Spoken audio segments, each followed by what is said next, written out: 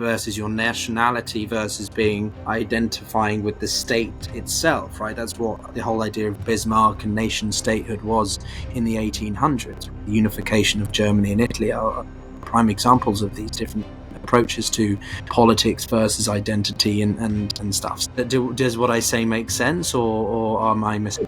It makes sense, but the form of depoliticization that we are seeing on the Russian space is one that has a certain colonial twang. It's one that makes much of the citizenry relate to its own government as though it were a kind of alien force. What I would say is that 60% of the Russian population is in that predicament. If you were to say something further by way of a generalization about them, you'd say that they outsource politics to Putin. They don't support or oppose anything Putin does. This is The Global Gambit. Now, on to part two. So, Vlad, okay. The end of part one, you mentioned about the relationship of Belarus to Russia, to Ukraine. And I like the, again, pragmatism of your answers, as well as the sort of, it's quite clear where you sit on, in support of Ukraine. But, okay, so what should we do then in the context of trying to ensure that Ukraine does retain some, to quote you, geopolitical indispensability?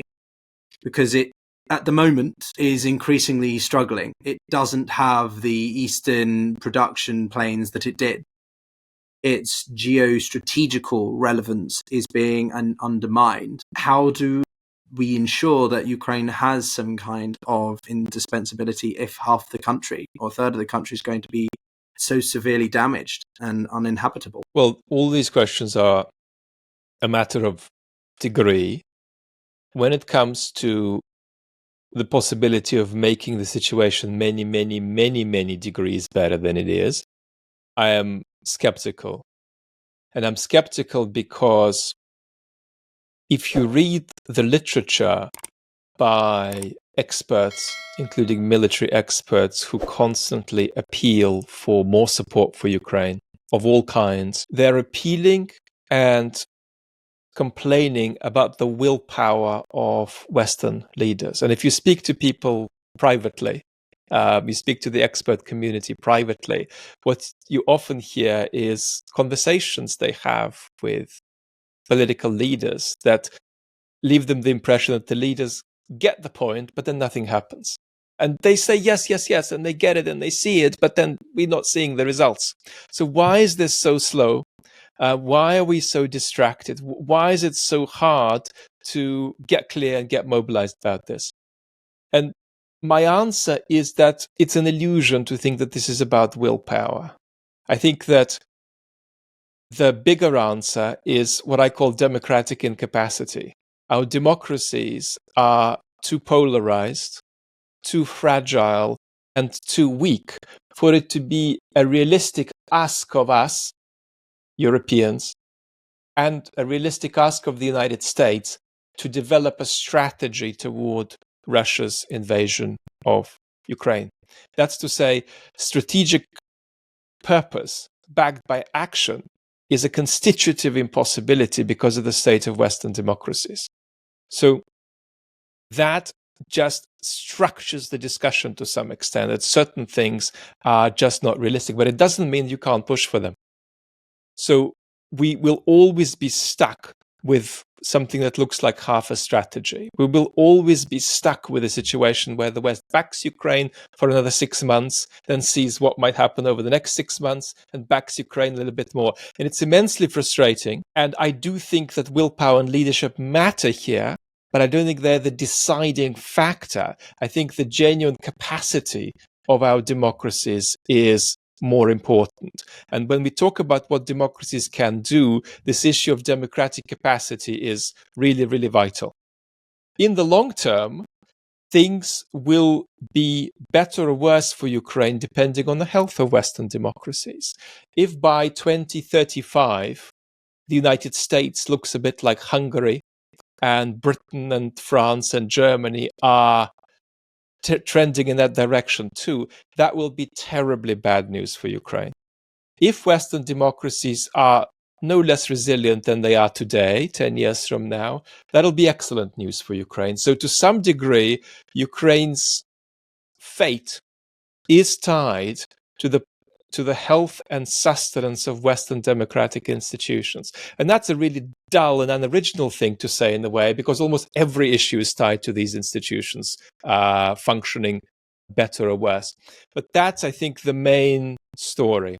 And that's a very painful predicament in which to be, because all the uncertainties that we discussed in the previous episode about how this conflict and this brutal invasion from the Russians going to end are doubled, because they are in the hands, in good part, of politicians in the capitals of major powers that are caught up in various kinds of delimiting internal political dynamics that impact their policy on Ukraine. That's very, very difficult. And that's why, very atypically, in the discourse of folks who are strongly in favor of the West supporting Ukraine, I use the term imperial projection of power by the United States and use the term proxy war. I use that term to actually emphasize Ukraine's agency, not undermine it, because of how hard it is to fight for national liberation when that fight is in part dependent on the local politics of a major power. That's an extraordinary vulnerable predicament. And that also puts you in the dynamic of dedicating a lot of your energy not to beating the invader only, but also to trying to seduce your backer into backing you more and backing you more consistently. So that's why I invite people into that terminology that is typically reserved for people who are skeptical of Ukraine support, as I am not.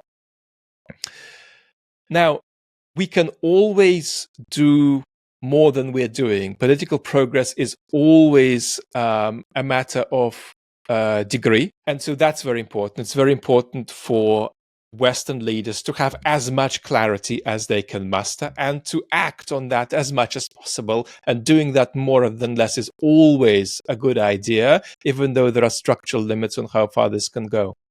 Moreover, it's important to avoid various kinds of false beliefs in the way we think about the war. False beliefs about Russian invincibility. False beliefs about the gap of the various kinds of advantages that Russia has relative to Ukraine. And that's part of the purpose of the Kursk incursion too, to demonstrate to the world that yes, the Russians have quite a few structural advantages over Ukraine, but that they're not as vast as they might seem, because here we go, we've invaded them in Kursk and they have hardly anybody to defend their territory. So they're short of men too. It's not just us. So it's important to not underestimate the Russians. It's important to not produce too many silly pieces that talk about how Putin's days are numbered, because Putin's regime is quite stable as far as we can see. But at the same time, there's also this risk of sort of inevitabilizing Russian power and Russian stability. And that too can be something that stops the West.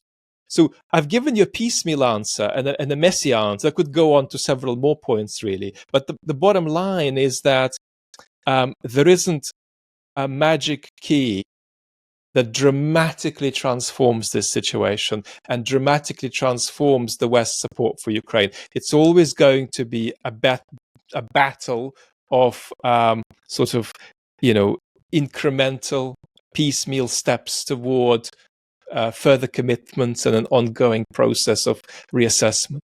Yes, I think messy is absolutely the sentiment that listeners and viewers will be having about your answers, Vlad. Quips aside, I think that I do actually disagree with you, though, that by 2035, I think it would probably be by the end of this year, if not maybe by the end of next, right? The health and, to use your word, sustenance or whatever of European and US democracy, I think, is a lot more on a precipice than we should really think about in a decade. But as I've seen multiple reactions from when we had the European results, the French the British. Everyone's now saying, come on, United States, bring it home, make sure that we don't have a Trump 2.0 presidency. Now, I'm not going to pretend that I know the results of that, but I do have a very positive feeling at the moment, because I think of the amount of momentum that the Harris camp has is quite palpable. But that being said, do you not think that regardless of who is in office, that the appetite for European support, US support, even if it is about a moralistic one, a pragmatic one, a strategic one, will still come to a point of, a limitation? It will reach its point where we've done all we can do, and we've got our own issues to focus on. That's what Dmitry Alperovich and others I've spoken to argue, right? They're very supportive of Ukraine, obviously, but they still have to consider about, say Taiwan and China, or what's going on in the Middle East still. There's a lot of other fronts that, America has to consider, and a lot of interests that America has to consider. And why should Ukraine be the be-all and end-all? Again, this isn't what I'm acknowledging here, is not necessarily an endorsement, but I think if we don't talk about things bluntly, then we're never going to get down to achieving any solutions or progress. What do you think? Well, let me say something very brief, first of all, about how I see our democratic decline that indirectly speaks to your question, then I'll say a few more direct things. I think that there are certain forces at play that mean that we are in a pattern of democratic decline that is inexorable. It's a pattern that we can slow down. It's a pattern that does not necessarily lead us to collapse, democratic collapse, but it's a pattern that's taking Western democracies out of the bay and leading them into open water, turbulent open water. So there are several social forces in our societies that are not forces we can simply get rid of. We have various forms of untethering of social bonds in our societies. We have the state of the social media. We have various mechanisms of exclusion. We have various psychic ideologies that make it impossible for us to speak in terms of solidarity and the public good, that are leading to people not just feeling a kind of mistrust about politics at the level of powerlessness and betrayal, but even at the level of opacity, right? There are people who are looking at their political institutions and they're simply not making sense to them.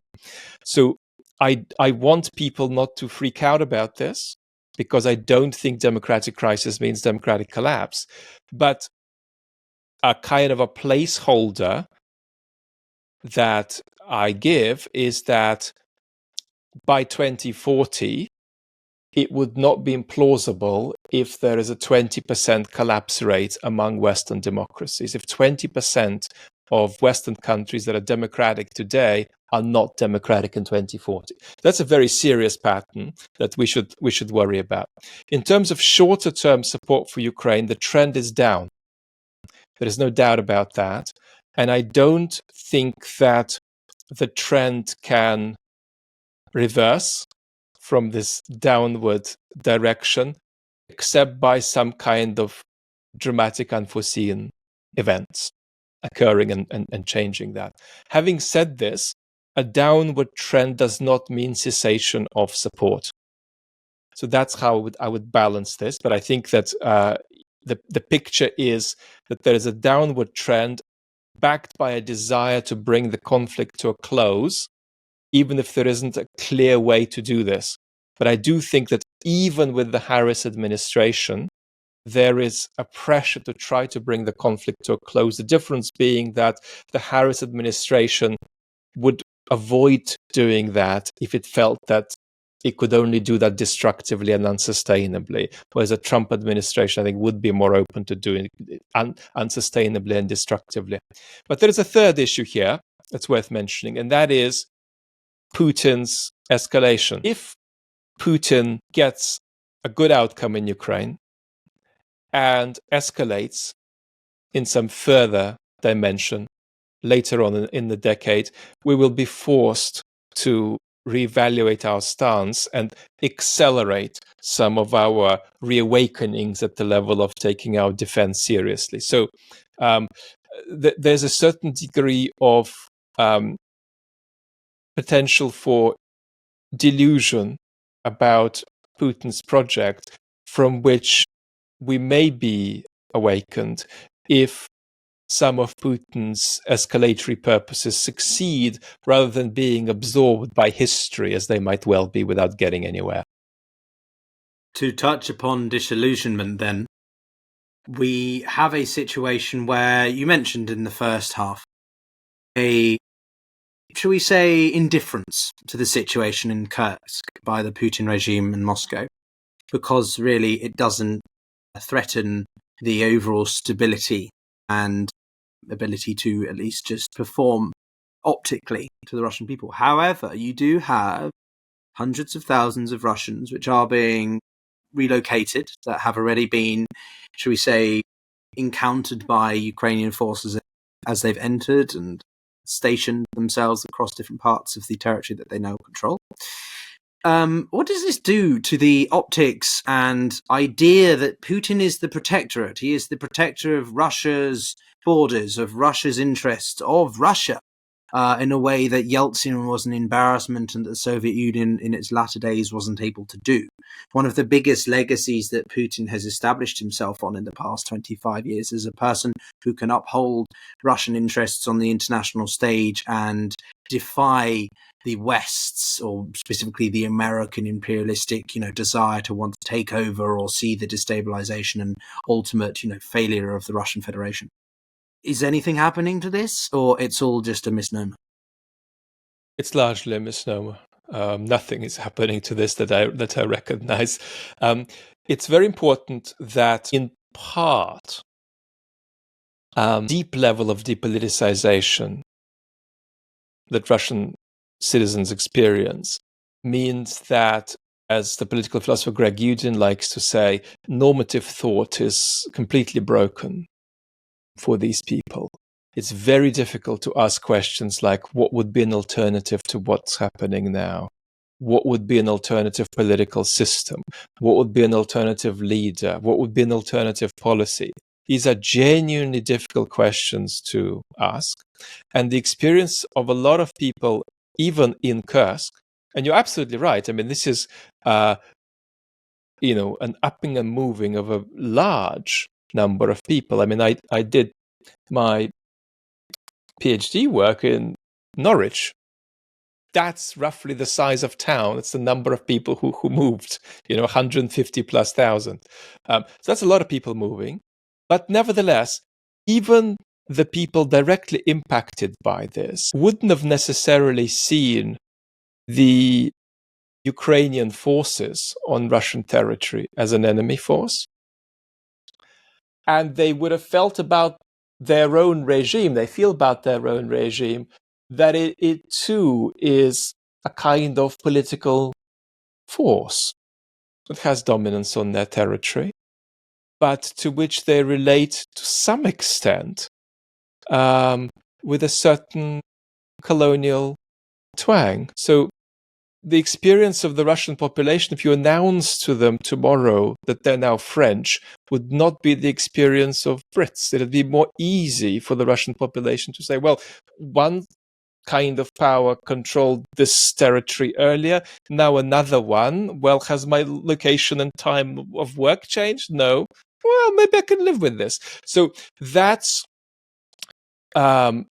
slightly exaggerated, but nevertheless an illuminating cartoon that points to what it really means to be profoundly depoliticized and to be resistant to facing up to political reality. Now, what can shift this?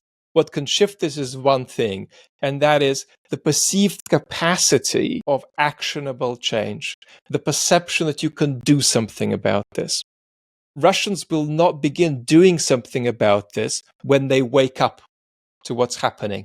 They will only wake up to what's happening after a perceived avenue for transformative action appears. And that requires, A, a crack in the regime that isn't there at the moment. Simultaneously, also, a down and up mobilization that's probably predicated on the formulation of some alternative vision of politics, possibly expressed by a political leader. all of these ingredients are missing.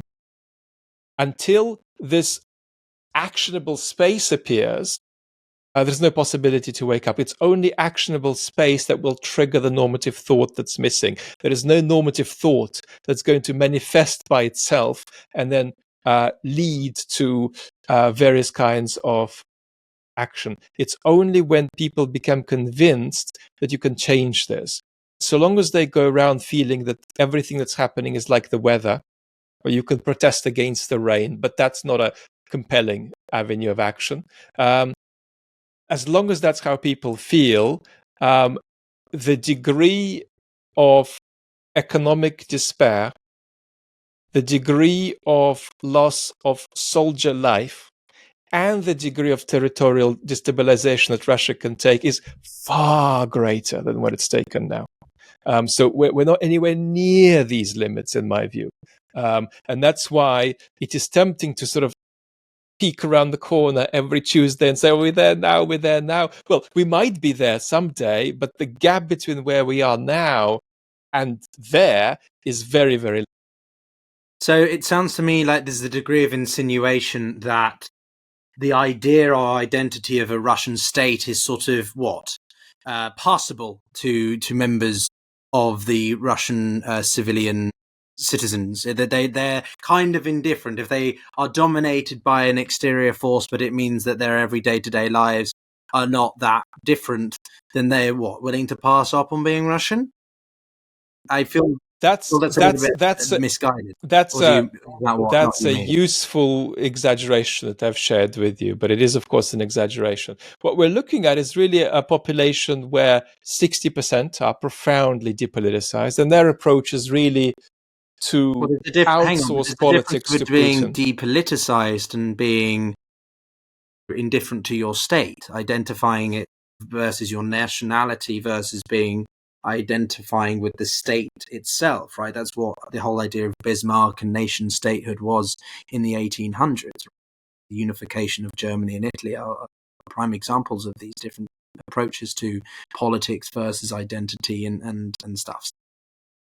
Does what I say make sense, or am I missing something? It makes sense, but the form of depoliticization that we are seeing on the Russian space is one that has a certain colonial twang. It's one that makes much of the citizenry relate to its own government as though it were a kind of alien force. What I would say is that 60% of the Russian population is in that predicament. If you were to say something further by way of a generalization about them, you'd say that they outsource politics to Putin. They don't support or oppose anything Putin does. They outsource politics to Putin and then relate to what he does with a kind of inferential justification. Are you in favor of Putin's war? Now, of course, we shouldn't listen to polls and questionnaires because these are terribly misleading. And insofar as some are very good, like Russian Field, they still require special interpretation. But the point is that I think a lot of Russians would feel about this question, well, Putin is doing the war. I hope he has some good reasons for doing it, even though I don't know what they are. And it'll be pretty bad if he doesn't for us Russians. But let's hope that he does.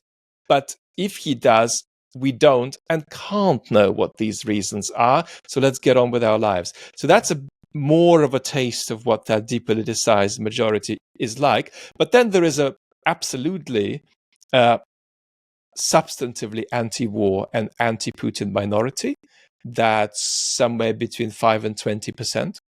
And there is a pro-war, not necessarily pro-Putin, but certainly a pro-war minority, also 5 to 20%, who want more escalation and a more effective prosecution of the war. So that's roughly how the population sits today. And Putin's predicament is that in part he needs more politicization to sustain his escalatory foreign policy, but he also needs depoliticization to maintain his perceived legitimacy and to keep his own regime stable. He needs Russians to stay out of politics. He also needs them to get a bit more political and support him. And he's trying to balance this, also knowing that this is not a balance he can entirely control. That the most politicizing thing we're seeing today is in the Russian education system, where we're seeing a kind of explicit fascization that might well not work, but it's an attempt to fascicize kids, not just into the idea that there may be some large conflict with the West to come, but into the idea that conflict is an end in itself. And that's why I use that word fascicized, because this idea of war as an end in itself is an importantly fascist idea. So we're seeing politicization there, but at the same time, the propaganda response to the Kursk invasion has been depoliticizing. It's been, there isn't much to see. There are some skirmishes and issues on the border. We're going to do an anti-terrorist operation. This will be handled. And so in terms of political mythology, if you like, they've tried to link this to Putin, the liberator of Russia from terror circa 2000. That's been the narrative they've pushed, and it's a depoliticizing narrative. But progressively, in that seesaw, the momentum is toward politicization, but it is precarious and slow. That's roughly how I'm seeing some of this. Okay, so I've got two more questions for you. The second to last one is about this idea of a post-Putinist sort of Russia. We've had Professor Robert Pearson of Naval College on as well, and we did a deep dive on that. People can find if they're interested in the description. But one of the things I think that is holding Western capitals back is the idea of a Russia without Putin. Not because we all wouldn't like a Russia without Putin or just a world without Putin, but because of this the sort of, the devil, better the devil you know, in this context, right? I'll give you an example of the Liberal Democratic Party of Russia, or LDPR, when its founder Vladimir Zhirinovsky died in 2022 and Putin went to pay his respects. I think people don't understand that Putin is inherently bad, but there are people who are worse than him, and you've inferred that from the fact that there are people who are just naturally pro-war but want Putin to be doing more, namely in the form of potential nuclear escalation. So why do you see this? There is not really a short-term likelihood of Putin being removed or being purged or something like that, an internal coup. Obviously, that's why the attempted mutiny by Prigozhin was so significant. So two sort of sub-questions in there is, what does this mean? Why should we be even thinking about this? And two, what is that meaning for Russia, right? What does it mean for Putin to be somehow out of the picture? Or we just shouldn't even humor these thoughts? No, I'm in favor of these thoughts. And I think that a democratically formidable West, which is not our reality, would have a strategy that would be about getting Putin out of power, and may have already succeeded in getting him out of power. There was, in my view, a possibility to get Putin out of power in the first 2 years of the war. It's predicated on something, on the West being something it isn't, right? But nevertheless, in some alternate historical scenario, that was possible. There are people who are more radical than Putin in Russia. We could list some of these groups, and they take very different forms. But really, if Putin goes, things get relatively less bad in most cases.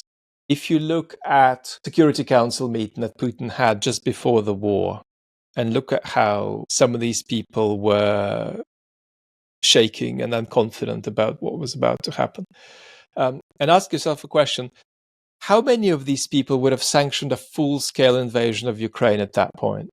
And my answer is that I'm not confident that a single one of them would have. I think some of them would have sanctioned some kind of invasion of Ukraine. So there is no doubt that if Putin evaporated tomorrow, there would be prospects of Russia withdrawing from its escalatory project in Ukraine. So that's one thing I would say. I do think Putin's persona matters enormously. And I do think that it's arguable that not a single person around him, at least in the formal positions of the Security Council, would have done what he did. It's arguable that some of his more personal interlocutors would have done this.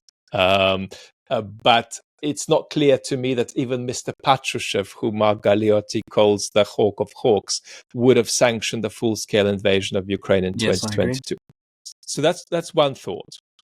The second thought is, can Putin's project continue beyond Putin's biological survival if Putin survives another decade or two? My answer to that is largely no, because it is a project that is not just destructive, but it's a project that doesn't have much to offer. It doesn't have much to offer its neighbors, except roughly violence and threats of violence.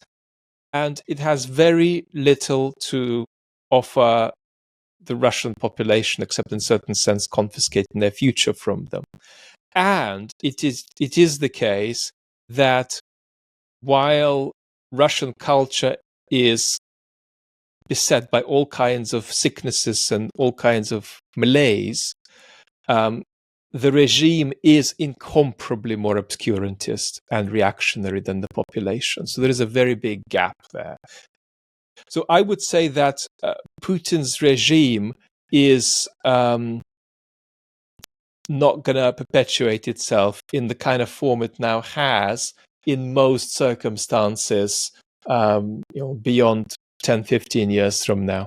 So there's going to be a situation where change happens. The question, what kind of change? Well, we don't want a fragmentation. We don't want a balkanization of the Russian state.